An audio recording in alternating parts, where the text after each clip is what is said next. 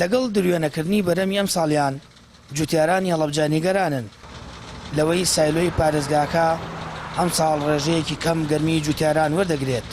بە پێی زانیاریەکان کە بڵاو کراوەتەوە بۆ دۆنمێک تەنیا 167 کیلۆ گەنم وەردەگیرێت.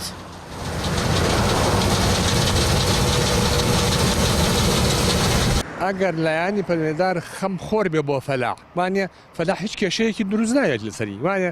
تۆ هەموو شتێکی بە قەرز هاوردووە کوتە دەرمانە وانە ئەوە دەڕاستە ئیشی بۆواکە و گەنمەکەشی پارە ناکە حکوومەتیش نییە گەنمی لەوەگری ئەمە چی بکەن سەلۆژ نەکرێتە ئێستا تا ئێستا سەلۆژ نەکراوەتەوە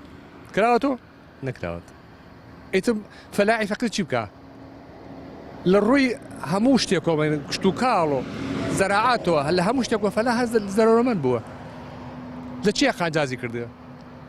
ساڵانە ڕێژەی وەرگرتنی گەنم بۆچی لە هەڵبجەکەم وەرەگیرێت ئەوە دەگەڕێتەوە بۆ حکوومەت خۆی بۆ حکوومەتی عێراقی تەمەەن وەرەگرێت ئەمانش هیچ دیفاعی ناکەن لە فەلاح تا ئێسامان داخۆکیان نەکردووە لەسەر مەسەلەی فەلاح. تەنیا لە سنووری پارێزگای هەڵەبجە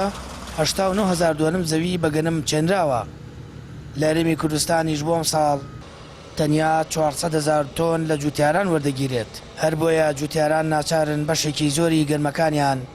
لە بازاڕی ڕەشدا بفرۆشن کە بە وتەی خۆیان بەو شێوەیەش زەرمەند دەبن. لە ڕاستیە ئەو نسبەتە دانراوە بە جوتیاران زۆر نسبەتێکی کەمە لە دۆرمێکە 167 کیلۆ گەنم وەرەگیرێت لە شارەزور و لە باقی شارەزور و کوردستان بە تایبەتی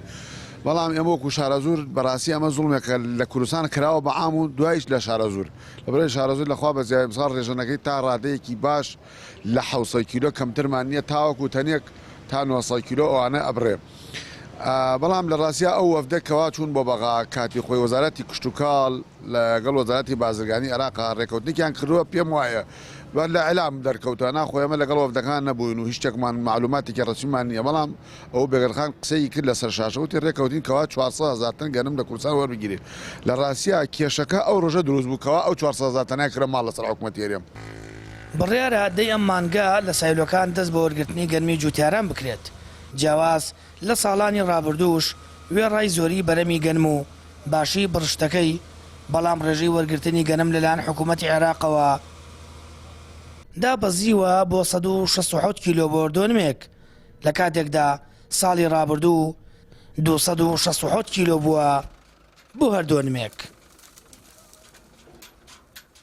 سامان فەتاح کەناڵی ئاسمانی پەیام هەڵەبجە.